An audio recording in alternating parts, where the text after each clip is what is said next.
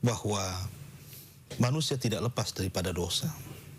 Tetapi sebaik-baik orang yang melakukan dosa adalah bertobat kepada Allah Azza wa Jalla. Kalaulah manusia bukan tabiatnya melakukan dosa, tentu Allah akan tutup pintu tobat. Tapi Allah Subhanahu wa Ta'ala Ghafurur Rahim, tahu tabiat manusia melakukan dosa, makanya pintu tobat akan senantiasa terbuka. Ada beberapa kisah yang menarik. Lihat bagaimana kisah di zaman Bani Israel, seorang laki-laki yang membunuh 99 jiwa, kemudian digenapkan menjadi 100 jiwa dengan membunuh seorang pendeta. Gara-gara dia meminta fatwa, adakah orang seperti saya bisa diampuni dosa-dosanya? Tiba-tiba sang pendeta mengatakan, tidak ada, karena dosamu sudah membumbung sampai ke langit dunia sana. Maka dia marah, jiwa pembunuhnya muncul, dibunuhnya pendeta itu. Tapi dia kemudian terus mencari kebenaran, mencari kebaikan.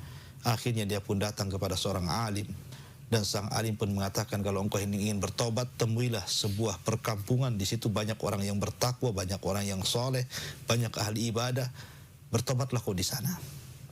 Maka senang pembunuh ini, kemudian safarlah dia ke kampung itu. Tapi Allah takdir tengah jalan, dia pun meninggal dunia.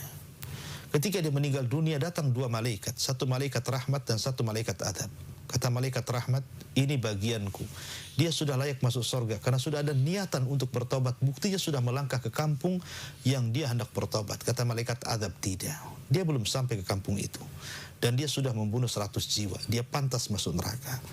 Maka Allah Subhanahu wa Ta'ala mengutus malaikat satu lagi, malaikat pemutus, dan mengatakan, kisu bainal ardaini, kalau begitu ukurlah di antara dua tempat itu, antara kampung yang akan dituju dengan orang alim yang ditemui pembunuh ini. Rupanya Allah lipat bumi, karena Allah rahmatnya lebih luas dibandingkan kemurkaannya. Allah lipat bumi sehingga Allah dekatkan tempat kematiannya dengan kampung yang akan dituju. Maka kemudian kata malaikat hakim kepada malaikat rahmat, ambillah wahai malaikat rahmat, masukkan dia ke dalam surga. Subhanallah, rahmat Allah luas dibandingkan kemurkaannya. Maka jangan pernah putus asa ketika mencari ampunan dari Allah Subhanahu wa Ta'ala. Berapapun dosa yang kita lakukan, pasti Allah Subhanahu wa Ta'ala akan mengampuni kita selama kita tidak menyekutukan Allah Subhanahu wa Ta'ala. Wallahu a'lam bishawab.